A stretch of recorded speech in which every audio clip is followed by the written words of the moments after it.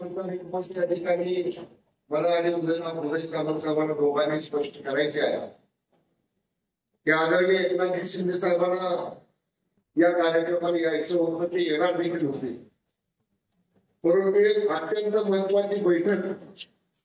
की त्याला अचानकपणाने मुंबईमध्ये त्या बैठकीसाठी बोलावण्यात आलं होतं आणि मग त्यांनी मला आणि उदय सामंत साहेबांना दोघांनाही फोन केले की तुमचे इतर कुठलेही दौरे असतील की दुपारमध्ये पुढे लागला पण तुम्ही दोघंही काही झालं तरी प्राध्यापक शिवाजीराव सावंतांच्या कार्यक्रमासाठी जावा आणि म्हणून आम्ही दोघं कसं आलो हे आम्ही सगळ्यांना लोकांनी सांगितलं. उदयराव कोल्हापूरला कसे पोचले, मी कोल्हापूरला कसा पोचलो, कोल्हापूरला माड्यात कसं आपण आता माड्यामध्ये चौकटकांना कशी जागा, माड्यावरून उदय सामंत साहेब सोलापूरच्या विमानतळावरून मुंबईला कशी जागा, वेळेत कसं पोहोचणार, पण हे सगळं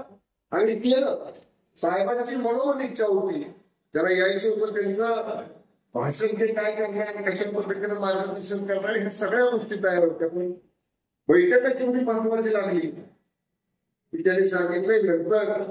जरूर शिवाजीराव सावंतांच्या कार्यक्रमाला आदरणीय एकनाथ शिंदे साहेब या ठिकाणी जरूर येतील.